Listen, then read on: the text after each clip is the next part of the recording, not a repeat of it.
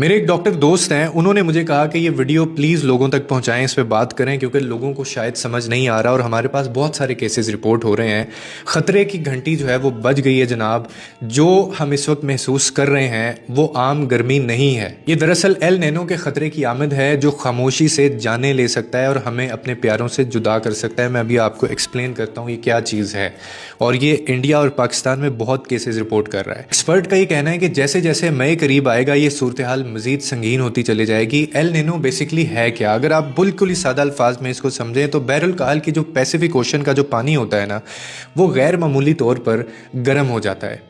और इससे क्या होता है कि इससे दुनिया भर में जो हवा का निज़ाम है उसके अंदर एक तब्दीली, उसके अंदर एक जो चेंज है वो आना शुरू हो जाता है। जनूब मगरबी मानसून जो हमें मई में बारिश देता है, इस बार तखीर का शिकार हो सकता है, फिर वो कमज़ोर पड़ सकता है। अब ये चीज़ इतनी ख़तरनाक है, इसका मतलब क्या है? इसका मतलब ये है कि जब बारिश होनी चाहिए उस वक्त शदीद गर्मी पड़ेगी, बारिश नहीं होगी।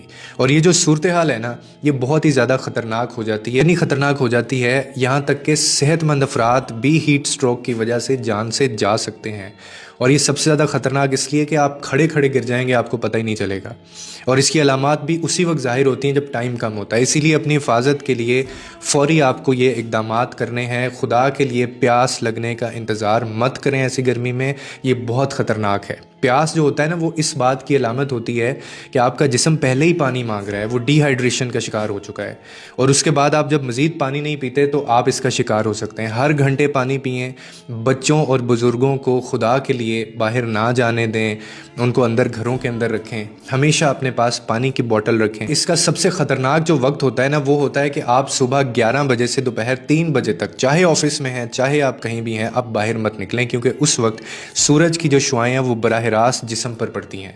और अगर मुमकिन हो तो घर के अंदर रहें, बाहर अगर बहुत ज़रूरी काम नहीं है तो मत निकलें। और ये भी मेक श्योर करें कि स्कूलों के खेलों या सरगर्मियों के बारे में सोच समझ कर फैसला करें। बच्चे इसका बहुत शिकार होते हैं क्योंकि आपके बच्चे को जो है ना, उसकी सेहत ज़्यादा ज़रूरी है, किसी भी तमगे से ज़्यादा कीमती है। हीट स्ट्रोक की अलामात जो हैं वो आप सबको पता है। क्या होता है कि शदीद आपको सरदर्द होता है, बेहोशी से महसूस होती है आना, या फिर खुश्क जिल्द होना या पसीना ना आना।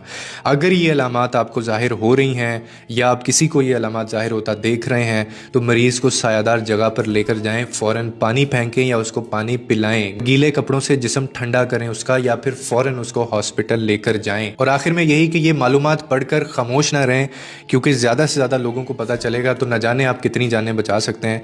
इसे अपने ख़ानदान, दोस्तों और हर उस कम्युनिटी में शेयर करें कि हम सबको आने वाले जो एल नीनो सिचुएशन बनने जा रही है इससे हमें पता हो। और याद रखें, हम सिर्फ इस सूरत में इस ख़तरे से बच सकते हैं जब हम खुद को महफूज रखेंगे।